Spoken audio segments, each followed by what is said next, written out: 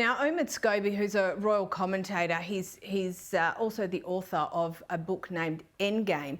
He has said that Harry and Meghan need to establish a purpose going forward. Look, to be honest, I think there are few people who would disagree with that. It would also lead to a lot less questioning about their future. What are your thoughts?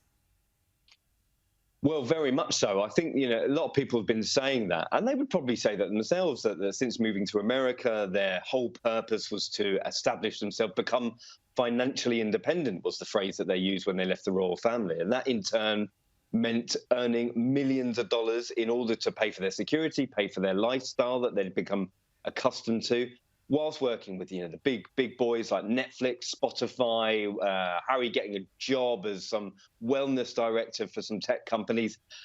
And this is the problem for them, that I don't think they have necessarily found their purpose. It hasn't really worked out in the sort of streaming sphere for them.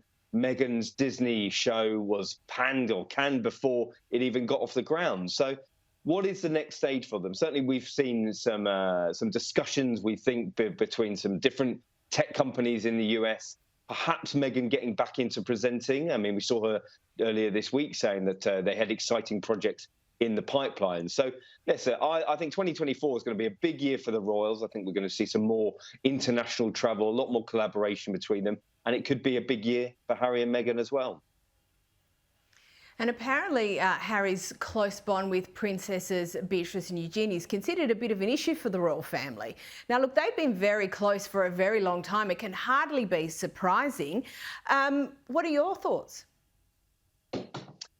Well, when it was all coming on top for Harry, certainly Eugen was his only ally in the camp, and he's very, very close to her. They've had a very, very close relationship for many, many years. Growing up, they were always the closest, and I think that with that severance of the relationship between his brother, his old pal, sparring partner, and Eugen was really one to lend a shoulder for him. And we've seen her traveling over to California. She's been there a couple of times. Harry made a stop over to Portugal when he was over in Europe with Meghan to see her new baby. And I suppose for Harry, it's decent that he still has an ally in the camp, because nobody was spared from the sort of barbs from his from his memoir. And so maybe Eugen is possibly the go-between for to mend those relationships between his father and his brother. I mean, certainly Harry, it seems, does want to mend those relationships moving forward. Now, in a recent interview, Meghan has admitted that she enjoys a mum's night out. That's not punishable by death as yet, Russell. It's good to see her being a little bit lighthearted. Look, I don't know if we necessarily read anything into that, but it's good to see her being relatable. Yeah, you know what? I think Meghan and Harry have taken themselves too seriously for a long time, and Meghan, we saw her out on the red carpet. She was at the Variety Awards during the week, and she seems to be enjoying herself a bit more. I mean, she was pretty relaxed. They were asking her questions about her Thanksgiving coming up. They were asking her questions about the projects in the pipeline, and she said, "There's a lot in the pipeline. We're excited. We're working on things. Me and my husband have got big announcements to make."